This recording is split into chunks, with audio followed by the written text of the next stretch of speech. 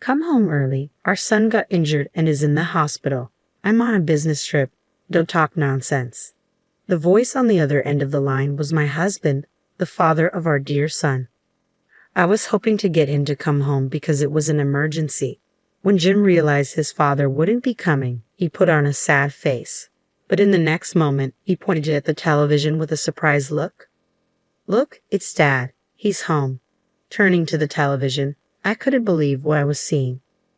My name is Donna, 32 years old, living an ordinary life with my husband and son. Mike and I met through work. We were from different companies but often collaborated as business partners. After he asked me out, we dated for 2 years and got married when I was 27. Shortly after, I got pregnant, took maternity leave, and gave birth to our son Jim. I returned to work last year when Jim started daycare. Since Jim was born, the time Mike and I spent as a couple has drastically decreased, and that's been a concern for me lately. We used to go on a lot of dates. It's a bit lonely, but I guess it's a happy problem to have. After all, our child is the most precious thing in our lives. We are more than blessed and happy. One day, while we were having dinner, Mike started a conversation. Oh, that's right, Donna. I have a business trip this weekend. A business trip? On a 3-day weekend? Yeah, it's unfortunate, but the client can't meet any other day.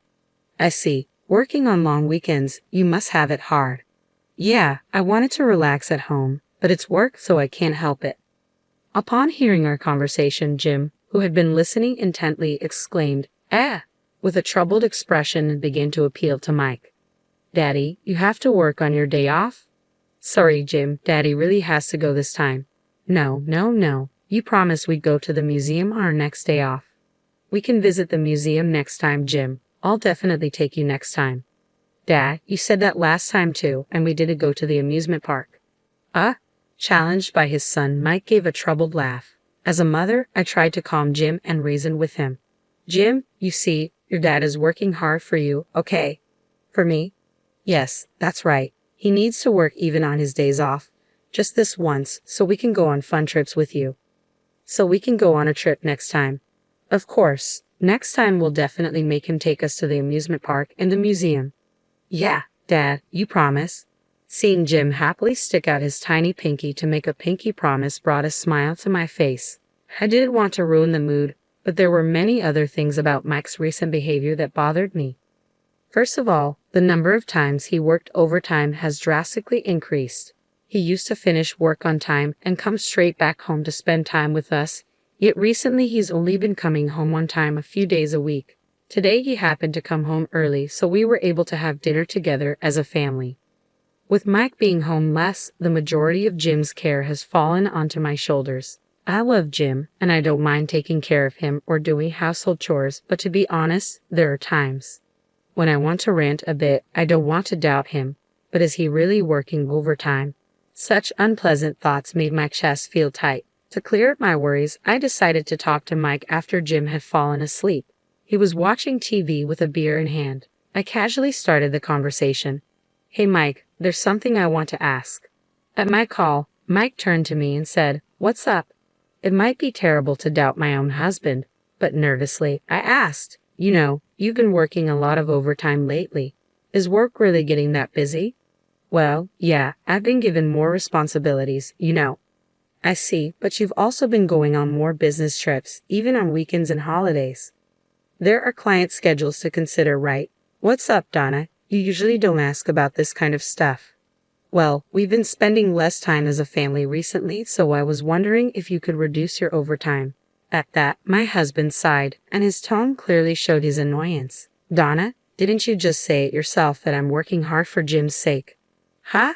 I thought you understood, Donna. I'm doing my best for the family, so why are you being so selfish? Selfish? I didn't mean to be.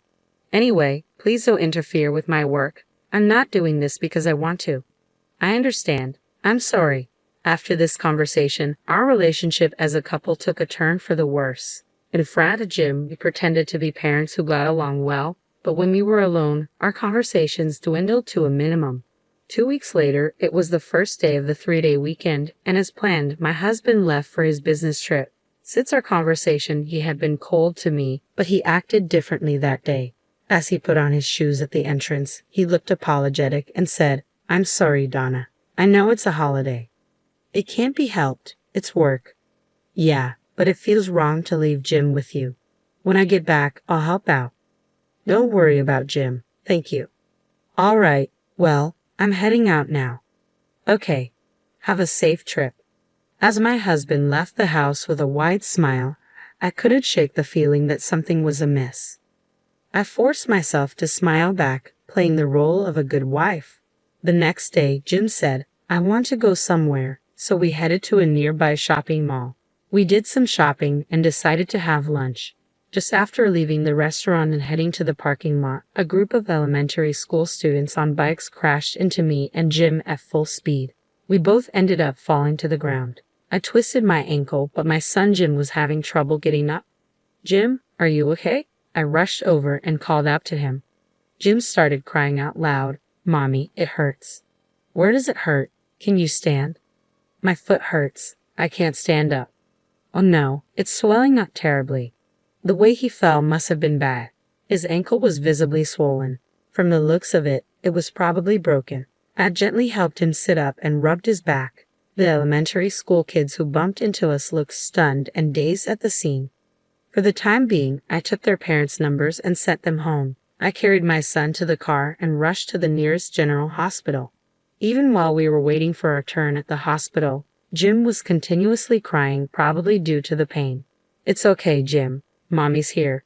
Even though I said so, Jim had never experienced a major illness or injury before. Even adults suffer badly from a twisted ankle, so it must be even worse for Jim. With sobbing mixed into his continuous crying, all I could do was keep comforting him. An hour later, we were finally called in for a checkup. The X-ray results confirmed that Jim's ankle was indeed broken. However, thanks to the cast, his expression seemed somewhat relieved. Now, what to do next?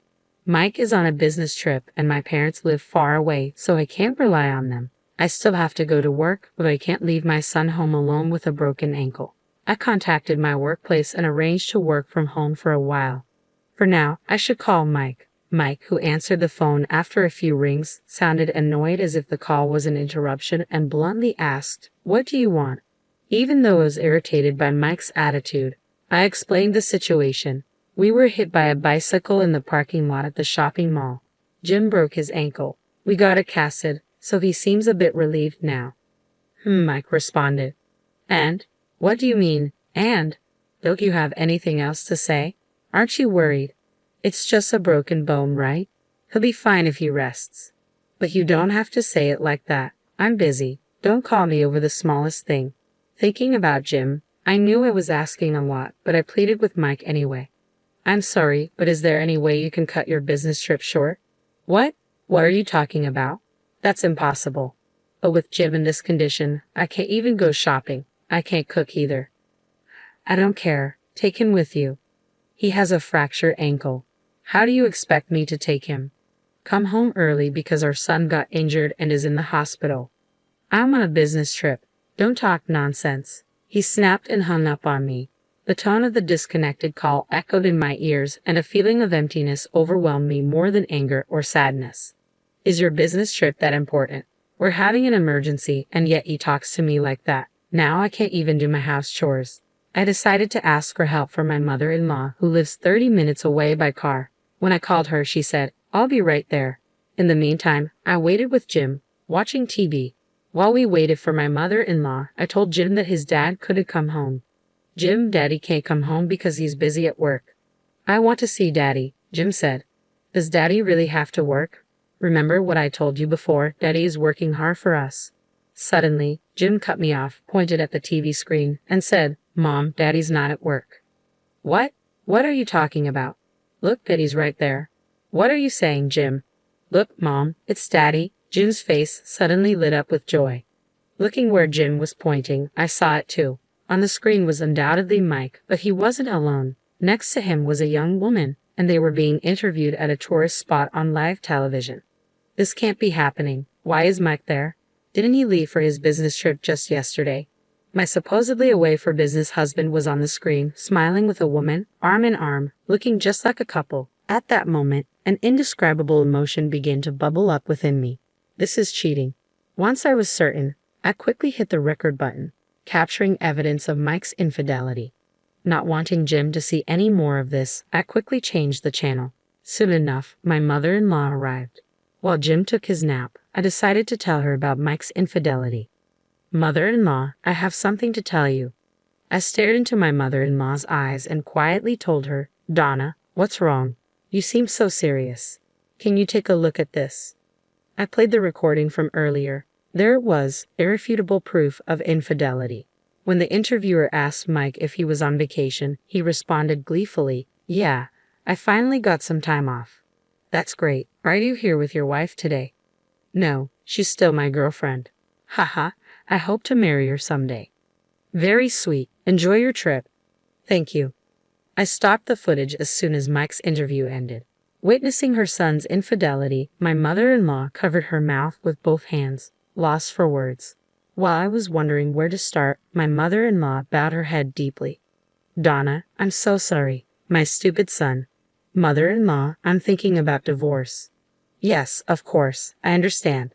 I won't stop you. What that fool did is unforgivable. I'm sorry.